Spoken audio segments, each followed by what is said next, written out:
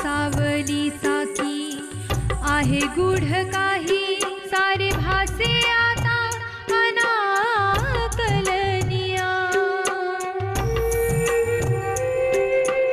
अनाकलनिया अनाकलनिया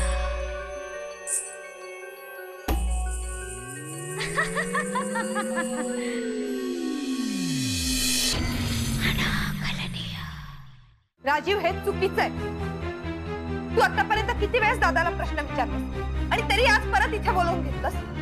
आणि तुझी ती हवालदार ती मला सांगते त्यांना बाहेर थांबायला सांगितलंय. माझ्याच गावचं पोलीस स्टेशन आणि मलाच इथे पर्क करून टाकलं. राजेशला काय घडलंय ना हे जाणून घ्यायचं. म्हणजे इतकी वर्ष आपण आपली शपथ पाळली आहे ती आता तोडायची? माझी हिंमत नाही. माझी नाही, पण आमच्या घरामध्ये एका बाजूला राजेश आणि एका बाजूला माझा लेक. आता यात गौरवचा काय संबंध? अरे त्याला असं वाटतं की आपल्या सिक्रेटमुळेच त्याच्या आणि लिलीच्या प्रेमामध्ये अडथळा येतो.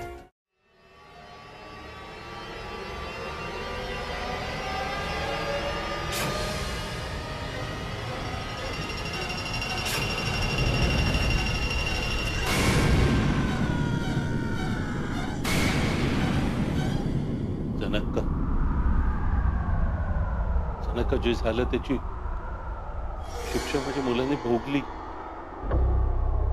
आता माझ्या कुटुंबावरचा राग सोड. तुम्ही तुमच्यातले राग लोभ सोडायला तयार नाही. मी राग सोडला तर घडणारं सगळं थांबेल असं वाटतं तुला? किशाकडे मनोरमा आली होती तुझ्या पोरीला गावाबाहेर काढण्यासाठी. तिने चूक केली, पण आम्ही सामान्य माणसं आहोत. मीही माणूसच आहे प्रभाकर. त्यावेळी तुझ्या बायको सकट सगळ्यांनी मला माझ्या किशाच्या जीवाची भीती घातली होती.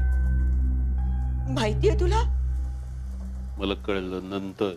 प्रभाकर, मी तुला सावध करायला आलो.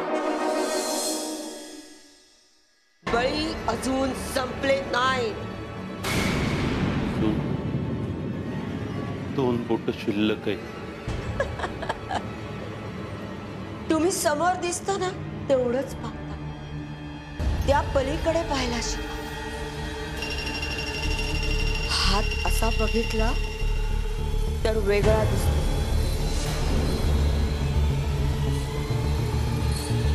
आणि असा बघितला तर पाच.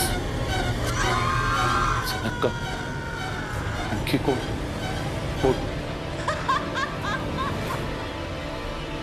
जनका, जनका सांग आणखी कोण? जनका सांग. जनका आणखी कोण? जनका.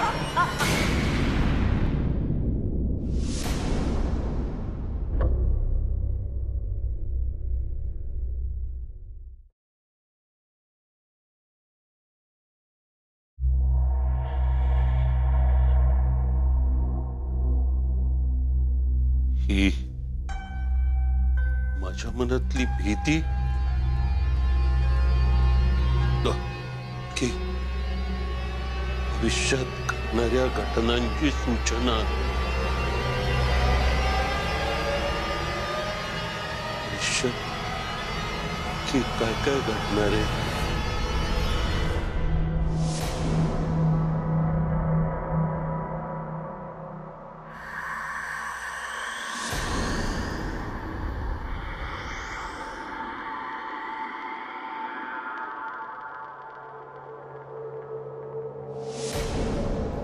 दगडातून रक्त येत.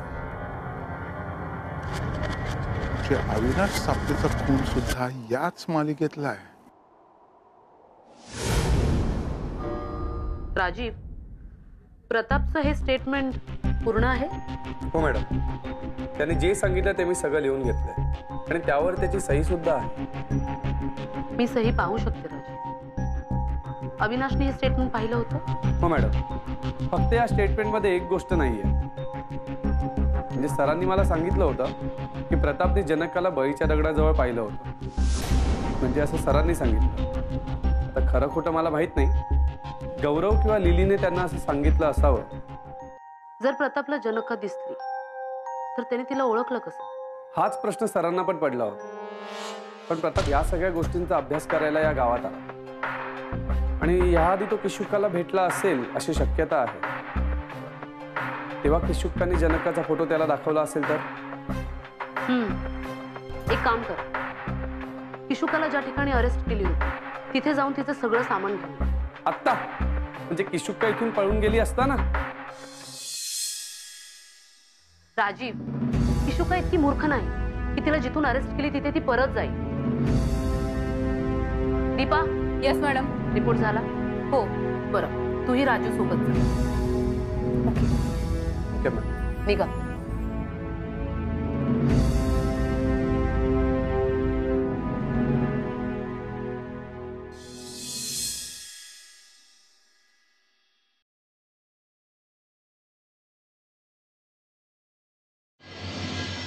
May I talk to you, Inspector? Yes, you may. Yes, Mr. Korgaonkar, तुम्हाला माझ्याशी बोलायचं आहे? मॅडम, तुम्हाला जुळी बहीण आहे का? नाही. पण तुम्ही मिस्टर कोरगावकर, तुम्ही या पोलीस स्टेशनच्या इन्चार्जशी बोलताय. ओ, आय एम सॉरी. बोला, तुम्हाला मला काही सांगायचं होतं? कम, हॅव अ सीट. थँक्यू.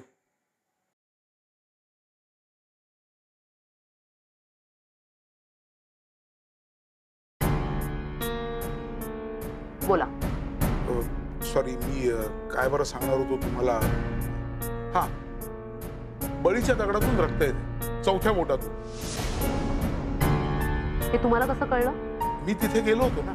तुम्ही नाईट वॉक करायला जाता का बळीच्या दगडाजवळ? नाही, तुमचा काहीतरी गैरसमज होतो. मी आता थेट मुंबईहून येतो, शेवटच्या एसटी. आणि मी मुंबईला गेलो होतो ते सुद्धा या दगडातून वाहणाऱ्या रक्ताबद्दल आणखीन काही माहिती मिळते का हे बघायला म्हणून गेलो होतो. आणि आल्यावर सहज एक दगडावर चक्कर मारावी म्हणून मी गेलो होतो. दगडातून रक्त येत होतं. Okay, let's go and check.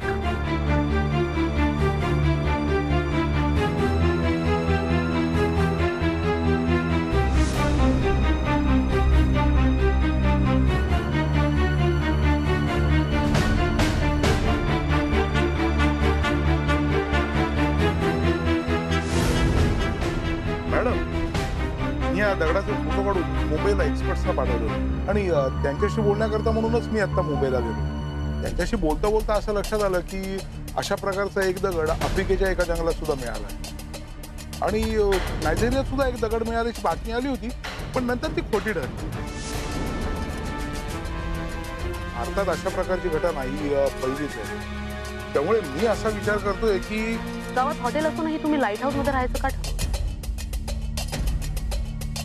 तुम्ही लाईट हाऊस मध्ये का राहता? मॅडम, मी एक भारतीय लेखक आहे. हॉटेलमध्ये राहून रिसर्च करणं हे पाश्चात्य लेखकांना परवडतं. माझ्यासारख्या भारतीय लेखकाला म्हणून मी लाईट हाऊस मध्ये. ठीक आहे, बळीच्या दगडातून रक्त आलं ही गोष्ट तुमच्या तोंडून बाहेर पडता कामा नये. जर ही बातमी गावात कोणालाही लागली तर तुमच्या राहण्याची सोय फुकट मध्ये करेल, आमच्या लॉकअप मध्ये.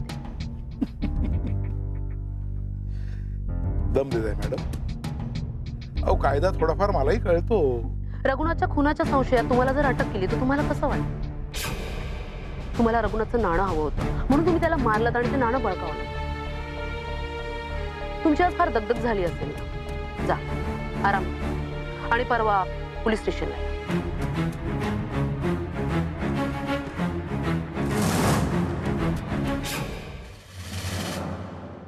मला माझं आयुष्य जगण्याचा थोडा तरी अधिकार आहे की नाही? आहे अरुण, मी कधी नाही म्हटलो का? नाही म्हणाला नाही, तसं कधी वागूही दिलं नाही. तुम्ही विश्वाच्या घरी जाऊन खात्री करून आलात की उर्मीचं लग्न होतंय की नाही याची. अरुणा, मला कळतंय की मी प्रचंड मोठी चूक केली. त्याला मूल होत नाही म्हणून मी सतत तुला दोष देत आलो. असं तुझ्यावरचं प्रेम विसरलो मी. तुझ्यावर हात उघडला, तुला टोचून बोलत आलो. पण अरुणा, आता मला माफ कर. अरुणा, माफ कर मला. अरुणा, आपण पुन्हा पहिल्यासारखं प्रेम करून नाही शकणार.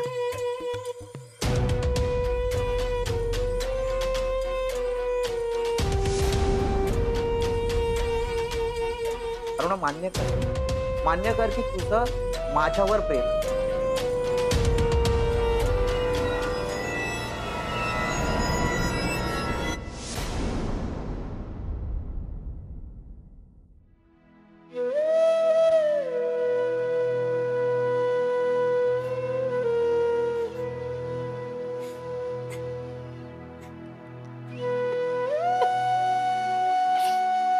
काय झालं अरुणा?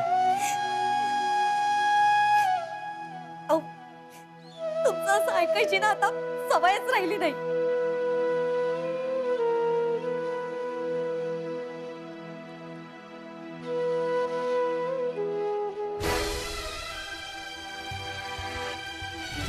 अरुणा, तुझी जागा माझ्या मिठीत आहे. माझ्या मिठीत.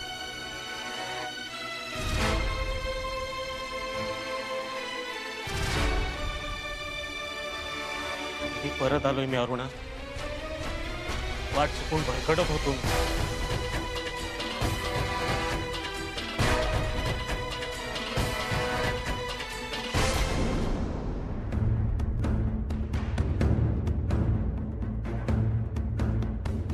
दीपू,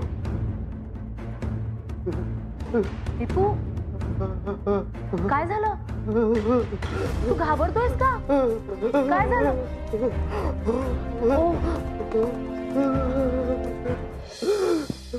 दीपू, बाळ बाळ आहे ना मी तुझी. घाबरू नको. ये बाळ. हा, ये बस बस. काय झालं? दीपू, तुझी बाळ पोलीस ऑफिसर आहे. Police officer. बाळ, तू म्हण पोलीस. बाळ पोलीस. तुझं बाळ पोलीस ऑफिसर आहे. बाळ ऑफिसर.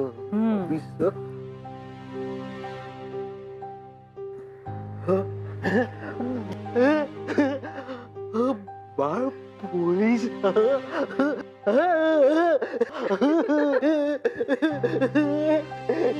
आता दीपू पोलीस.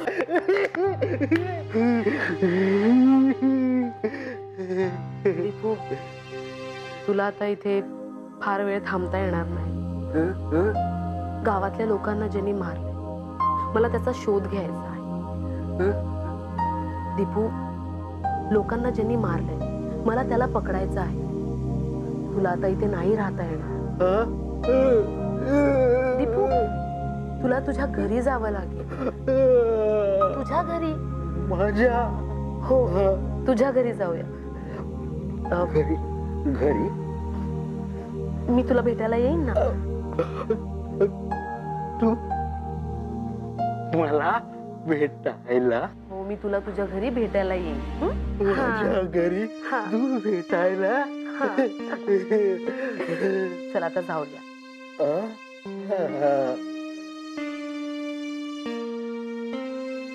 माझा नाईलाज आहे दीपू. माझ्या आयुष्याचा शेवट कधी होईल सांगता येत नाही. पण माझ्या सोबत आहेस म्हणून तुझं जर काही बरं वाईट झालं तर मी नाही सहन करू शकणार.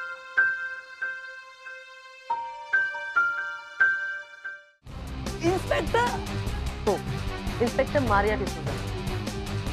सॉलिड. कसं काय जमला तुला हा गेम? आय मीन, बकुळा नसून असल्याचा, मारिया असून नसल्याचा, यु नो. ग्रेट.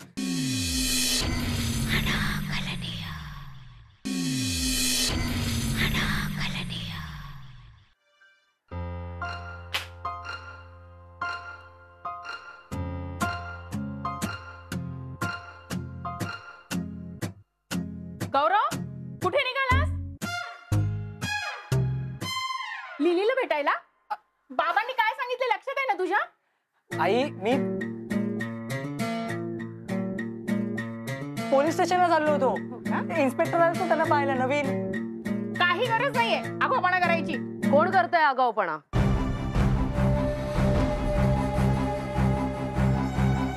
गौरव तू करतोय आगाऊपणा? बकुळा?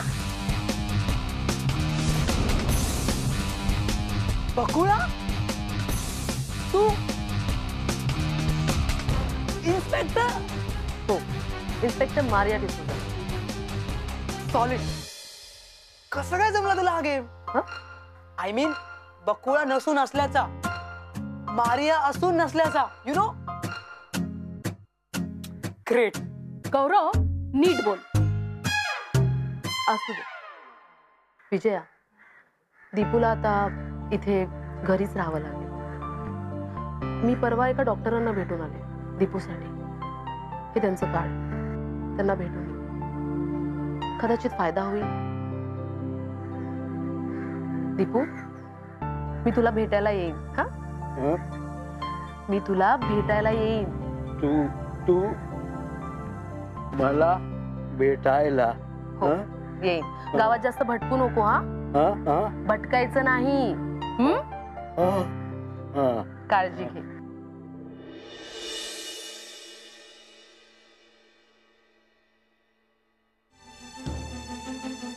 बकुळा किंवा मारिया ती कोणी का असेना, पण ती या केसची इन्चार्ज म्हणून इथे आली. तुझ्याकडे असलेली माहिती तिला देणं हे तुझं कर्तव्य आहे उर्मी. फक्त पोलीस ऑफिसर म्हणून नाही तर एक नागरिक म्हणूनही. काल ती माहिती लपवलीस या गुन्ह्याखाली ती तुला अटकही करू शकली असती, पण तिने तसं नाही केलं. तुला तुझ्या भावाच्या केसवर काम करता येणार नाही हे तुला माहित होतं, तरी तू हट्ट करत होतीस. किमान शक्य होईल तितकी मदत तरी कर.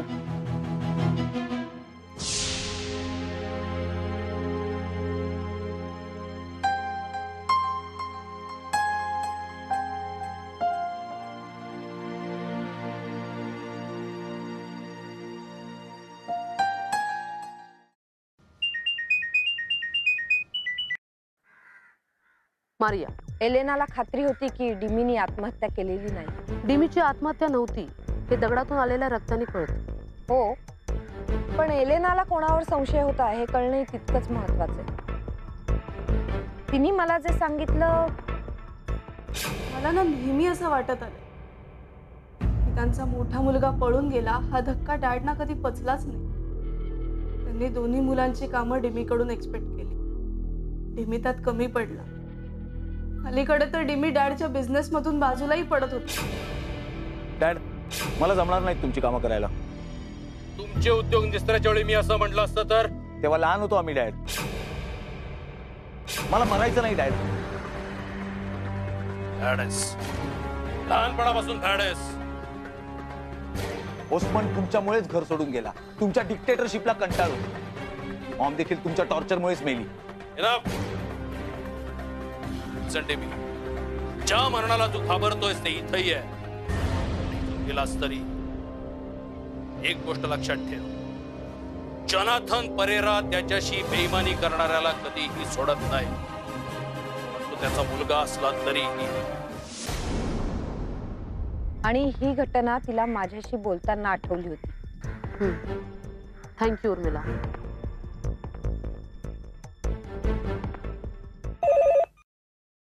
हॅलो राजीव, जॉनथनची चौकशी करायची. हो मॅडम, त्याला बोलावून घेतो. बोलवू नको, उचलून घेऊन ये.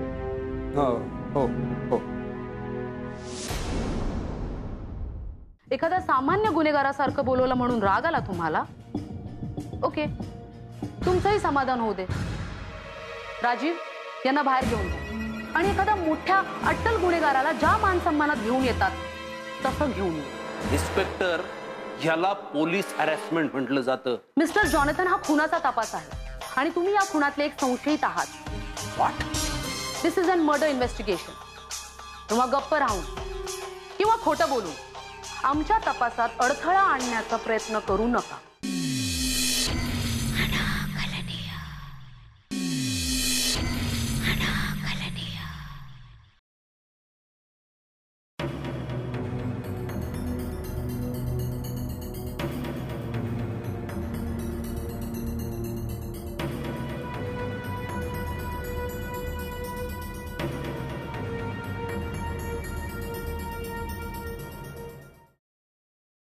काय प्रकार आहे?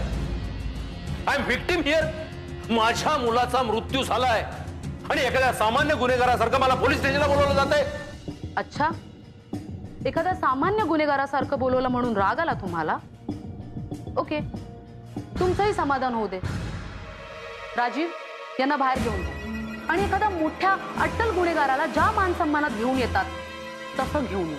इन्स्पेक्टर, ह्याला पोलीस हॅरॅसमेंट म्हटलं जातं. मिस्टर जॉनथन, हा खुनाचा तपास आहे आणि तुम्ही या खुनातले एक संशयित आहात. What? This is an murder investigation. तेव्हा गप्प राहून किंवा खोटं बोलून आमच्या तपासात अडथळा आणण्याचा प्रयत्न करू नका. नाहीतर हाही गुन्हा तुमच्या विरुद्ध असलेल्या गुन्ह्यांमध्ये जोडला जाईल.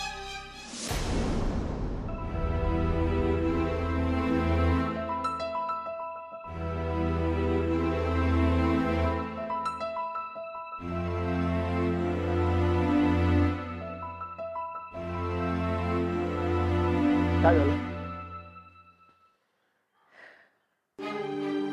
दादा, बकुळा इन्स्पेक्टर आहे हे कळल्यावर तुला काय वाटलं? काय वाटलं म्हणजे?